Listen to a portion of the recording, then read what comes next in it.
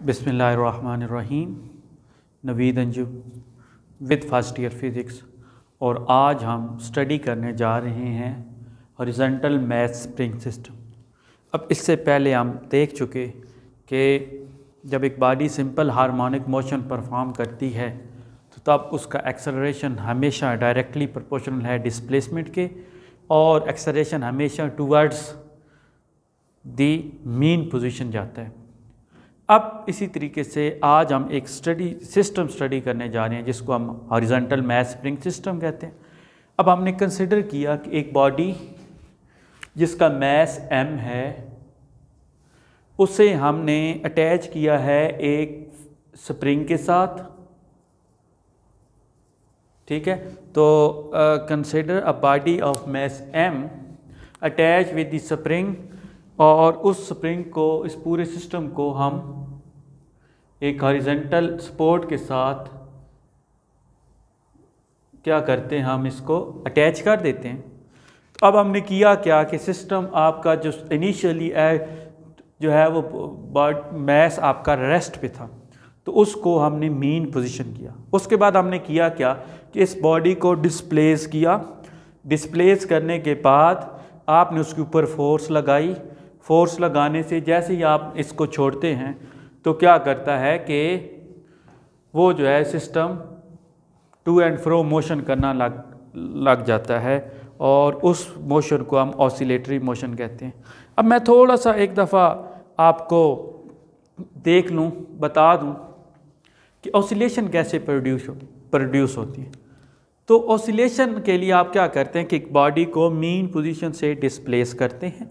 अब डिस्प्लेस करने के बाद अब यहाँ पे आपने एक्सटर्नल फोर्स लगाई।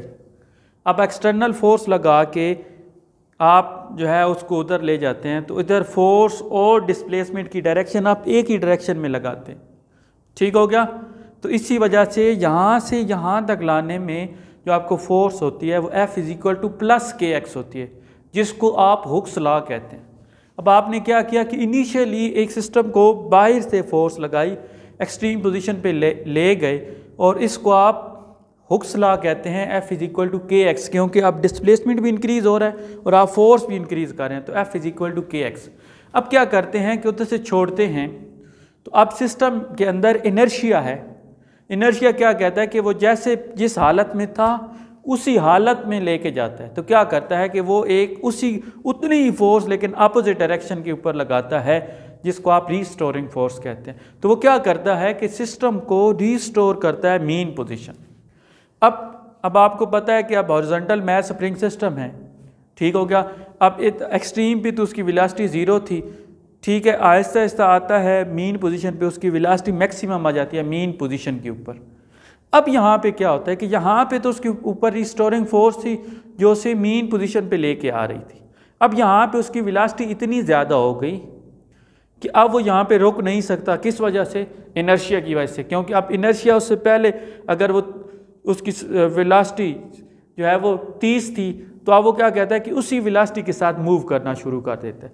तो इनर्शिया की वजह से वो आपकी मीन पोजीशन को शूट आउट करता है और फिर आगे चलता जाता है। फिर एक्सट्रीम पोजीशन पे जाके उसकी वेलोसिटी 0। अब यहाँ पे रीस्टोरिंग फोर्स जो है उसे वापस मीन पोजीशन पे लेके आती है। मीन पोजीशन पे उसकी वेलोसिटी मैक्सिमम हो जाती है और इनर्शिया की वजह से वो मीन पोजीशन को शूट आउट कर देता है। तो आप जो इनिशियल पुश एक दफ़ा ही लगाई, अब उसके बाद आपकी मोशन के ऊपर जो आपने बाहर से बैरूनी फोर्स लगाई थी उसका कोई असर नहीं होगा। बस आपने इनिशियल पुश दिया, अब उसके बाद सिस्टम जो है वो इनर्शिया और रीस्टोरिंग फोर्स की वजह से मूव कर रहा है, और आप बाहर से कोई फोर्स नहीं लगा रहे और system to and fro motion कर रहे हैं अबाउट मीन पोजीशन। तो अब यहाँ पे भी हमने यही काम किया कि हमने क्या किया, इनिशियल पुश दिया, एक्सट्रीम पोजीशन पे लेके आए। अब यहाँ पे इसके ऊपर फोर्स आ गई जिसको आपने रीस्टोरिंग फोर्स कहा। वो क्या करेगा कि वो जो इनिशियल पोजीशन पे उसी पोजीशन को मैं रीस्टोर करना, तो वो फोर्स जो उसी की इक्वल थी लेकिन विद नेगेटिव साइन, तो इस फोर्स को आपने रीस्टोरिंग फोर्स का F = -kx। अब जैसे ही आपने छोड़ा बॉडी मूव करना शुरू कर दी। अब स्पीड 0 थी, उसकी स्पीड चेंज होना शुरू, इसका मतलब उसके अंदर एक्सेलरेशन पैदा हुआ।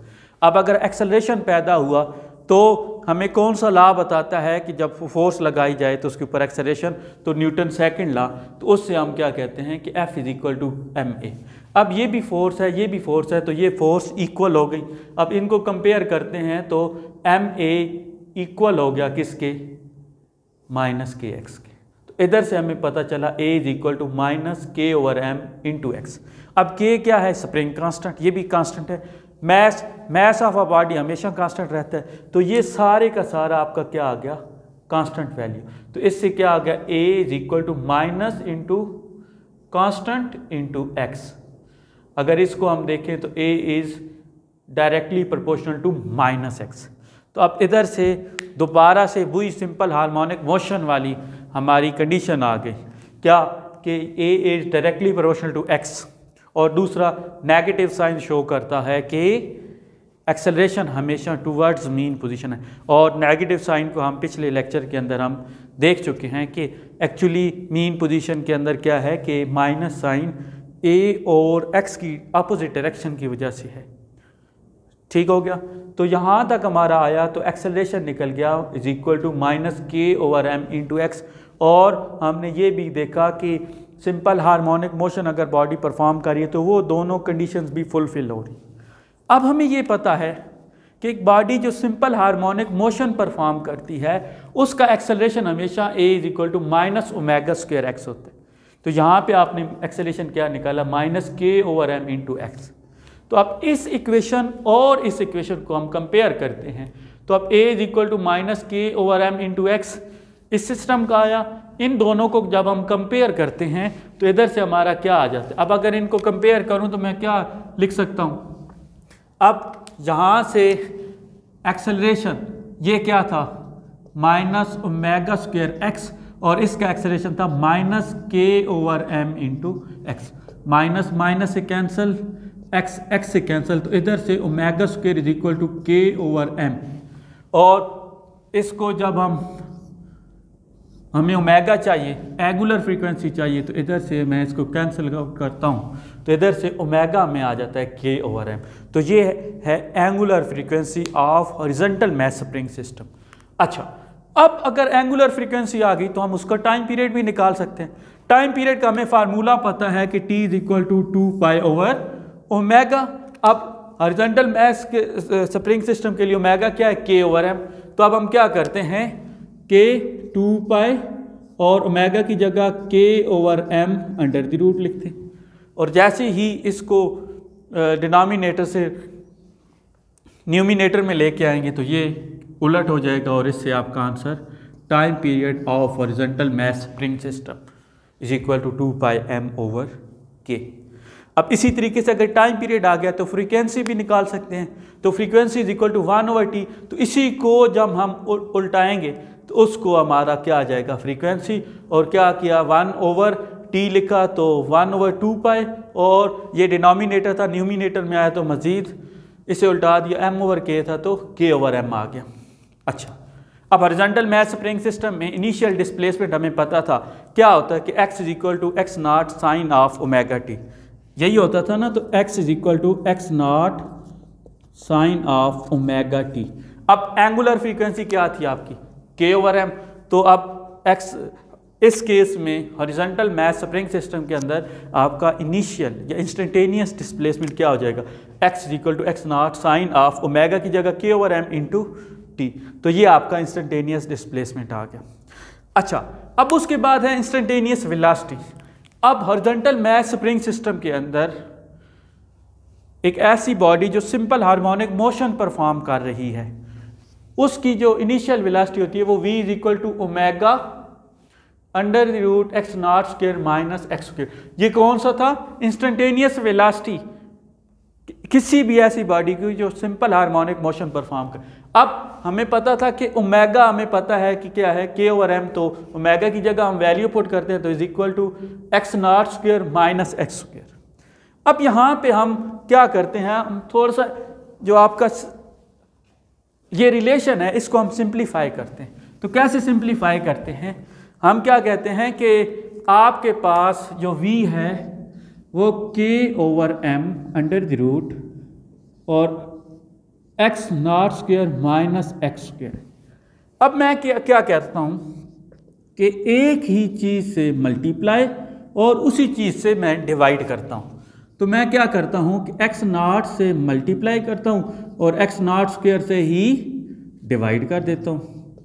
तो अब किसी भी इक्वेशन के अंदर एक ही हिस्से से या एक ही क्वांटिटी से मल्टीप्लाई करें और उसी से डिवाइड करें तो उसके ऊपर फ़र्क नहीं पड़ता। तो अब हम क्या करते हैं कि एक्स नॉट स्क्वायर जो है वो हम बाहर लेके आते हैं, तो एक्स नॉट स्क्वायर इधर ही रहा, ठीक हो गया, और जो डिनोमिनेटर वाला है उसको सब पे डिवाइड कर दिया। अब अगर सब पे डिवाइड करते हैं तो x not square minus x not square अलग-अलग डिवाइड करना पड़ेगा। इस पे भी डिवाइड किया, माइनस इसके ऊपर भी डिवाइड किया, ठीक हो गया। तो ये इससे कैंसिल हुआ तो यहां पे आंसर आया 1 minus x square over x not square. तो यही वाली जो वैल्यू है वो मैं यहां पे लिखता हूं कि v की जो आपकी वैल्यू आती है वो क्या आती है, अंडर रूट के over m x not square into 1 minus x square over x not square, ठीक हो गया। अब यहां पे आपका आ गया। अब उसी तरीके से जब हमने इंस्टेंटेनियस डिस्प्लेसमेंट निकाली थी या इंस्टेंटेनियस वेलोसिटी निकाली थी तो हम क्या कहा कि इसी को एट मीन पोजीशन और एट एक्सट्रीम पोजीशन पे चेक करते। तो एट मीन पोजीशन पे हम क्या करते हैं कि x इज इक्वल टू 0 होता है। एट मीन पोजीशन आपका x इज इक्वल टू 0। अब अगर यहाँ पे 0 आ गया तो ये सारी वैल्यू 0 हो गई, 0 ही तो 1 इधर से मल्टीप्लाई हुआ तो सिर्फ इधर क्या बच गया एक्स नॉट स्क्वायर और उससे कैंसिल होके तो एक्स नॉट वी एक्स। तो ये मीन, ये आपकी क्या हो गई maximum velocity. At mean position पे आपकी वेलोसिटी मैक्सिमम हो गई और इसको आप वी नॉट भी कह सकते हैं, ठीक हो गया। इसी तरीके से जब आप एक्सट्रीम पोजीशन पे चेक करते हैं तो एक्सट्रीम पोजीशन पे आपको पता है कि x is equal to x not होता है।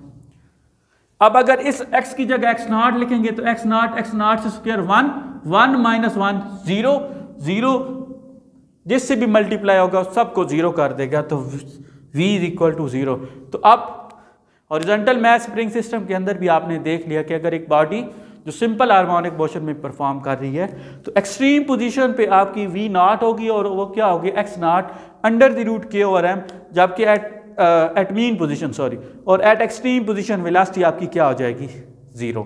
अब इसी तरीके से अब आप क्या कर सकते हैं, इधर से इसकी value in terms of velocity भी लिख सकते हैं। कैसे?